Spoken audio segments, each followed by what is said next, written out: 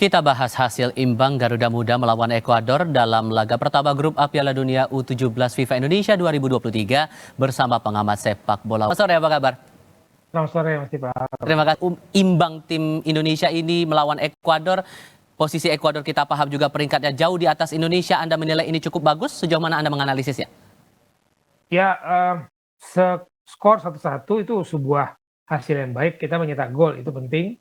Kemudian kita hanya kebobolan 1 gol itu penting karena Ekuador itu tadi kita tahu sama-sama lah ya, peringkatnya lebih bagus, runner up kemudian U17 bisa ngalahin tim sekelas Argentina dan bukan tim yang tanpa persiapan, tanpa kualifikasi yang baik untuk lolos sampai ke Indonesia. Jadi dari cara mereka bermain kalau kita melihat memang beda kelas, tapi hasil itu patut kita syukurin, patut kita terima kasih lah kepada Iqbal dan kawan-kawan. Secara permainannya yang berlangsung kemarin malam itu analisis Anda bagaimana? Apa hal-hal yang mungkin akan yang jadi sorotan Anda, jadi catatan begitu?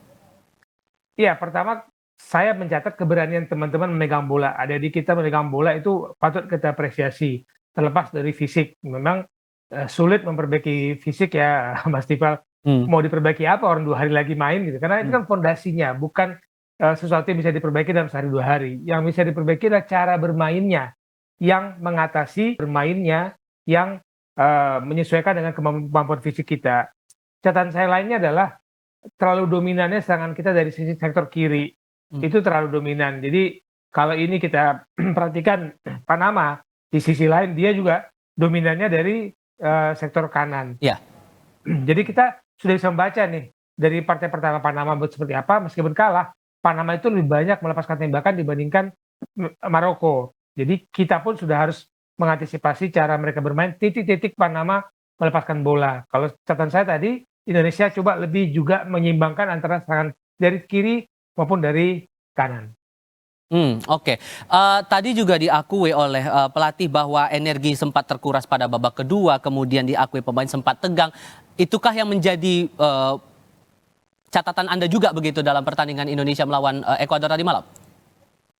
Apa yang disampaikan tadi kapten kita Iwal Dijangge, kemudian pelatih kita Mas Bima, benar adanya bahwa siapa sih yang bisa bermain dengan tiba-tiba nyaman di Piala Dunia loh, pertama kali kita nggak lolos kualifikasi, kita ujuk-ujuk dapat jatah main sebagai tuan rumah, lalu ditonton sebanyak orang. Ini kan umur remaja ya Mas Tifal, masih umur 17, 16 gitu ya. Bahkan beberapa juga bisa dibilang belum lihat panggung sebesar ini nih, belum pernah lihat main bola sebesar itu, dan mereka main di sana pasti nervous, pasti tegang.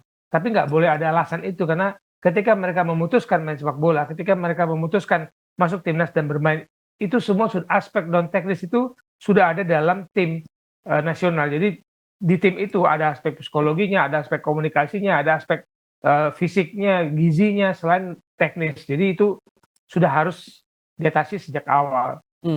Termasuk kita juga punya pemain baru, bahkan naturalisasi dari Jerman. Harusnya dia juga yang diturunkan dan dimaksimalkan performanya untuk tim Indonesia begitu. Gimana menurut Anda?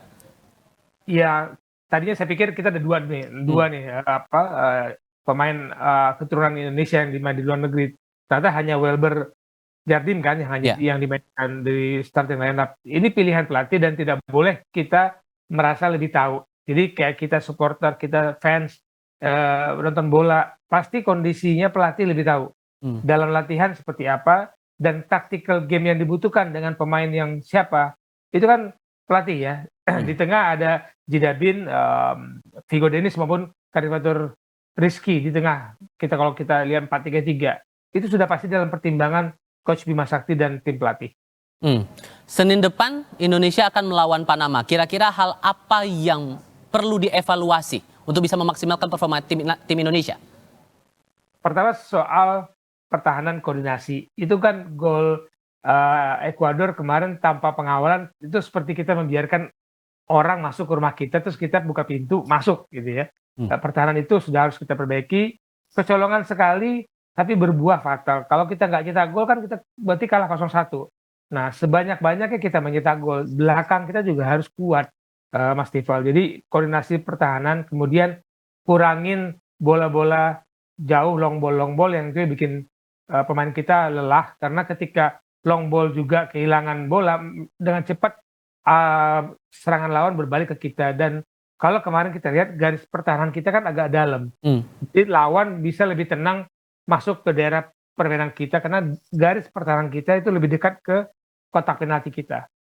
Dan yang paling penting juga fisik dan mental untuk bisa dimatangkan lagi melawan Panama pada Senin pekan depan. Bung Wesley, terima kasih sudah berbagi perspektif bersama kami di Kompas Petang kali ini. Sehat selalu untuk Anda. Selamat sore. Sore, Mas Pak. Laporan berikutnya akan hadir untuk